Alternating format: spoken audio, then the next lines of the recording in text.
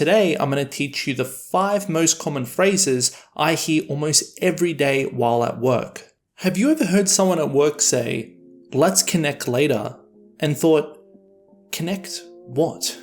Don't worry, you're not the only one.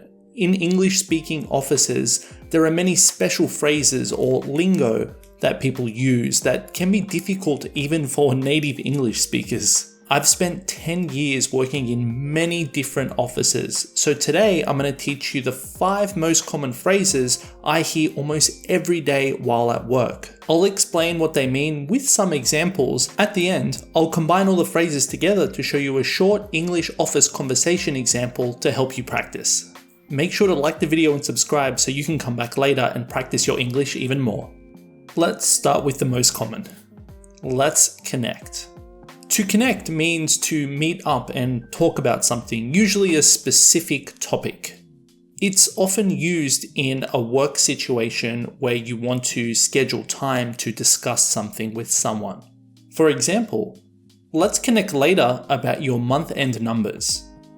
This means that person wants to speak with you later about your month-end numbers. Another example might be, did you connect with Julie yesterday? She wanted to discuss the month-end numbers. In this example, you are being asked if you met up with Julie to discuss the month-end numbers. If you said yes, it means Julie should now have an understanding of those numbers. Look, it's not that different from the word meet, but there's a key difference. Saying meet would mean to meet someone in person, whereas connect can mean just discussing in a variety of ways, either meeting in person, over an email, or even in a Microsoft Teams or a Zoom chat. An easy way to remember it is to just think about connecting your knowledge on a topic. But what if you are in a meeting and have no knowledge to share? That leads us to nothing from my side.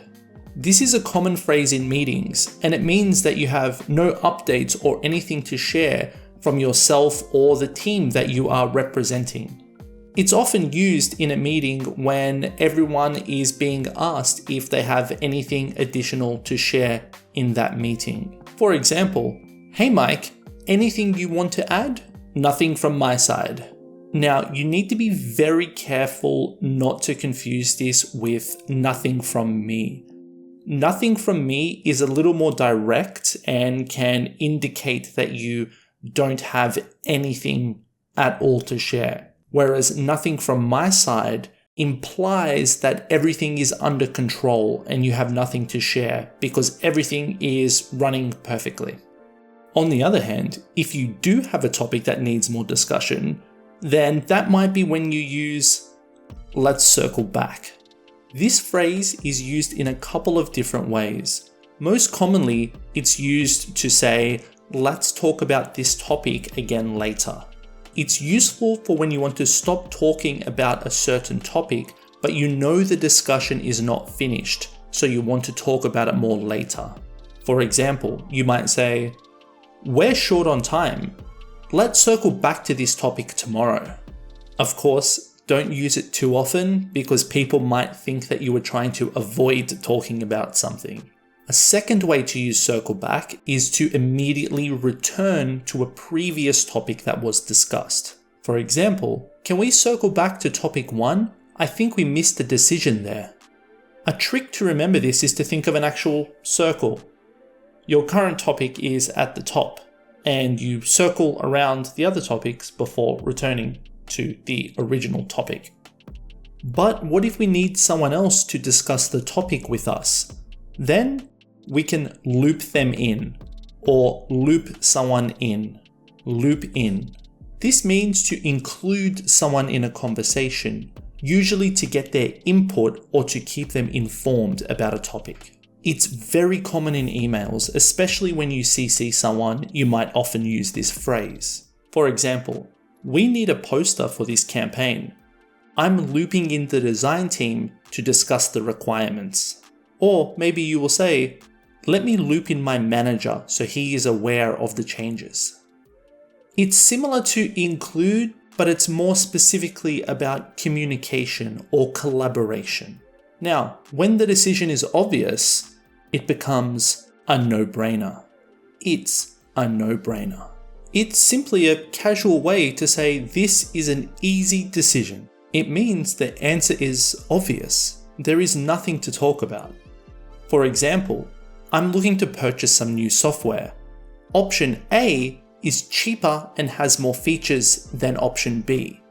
Therefore, option A is a no-brainer. This phrase adds confidence to your opinion. You really know it's the best to be a no-brainer. Now, it is somewhat informal, but it is still used a lot in business conversations in English.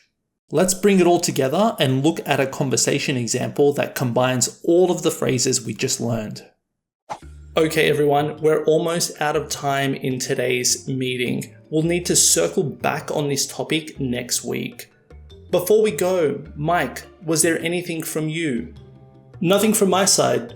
Can we connect after the meeting regarding the new design options? Yes, absolutely. I'll loop in the marketing manager too. Great. It will be quick. There's a clear favorite. It should be a no-brainer. As always, let me know if you have any questions in the comments, and don't forget to subscribe for more English conversation examples.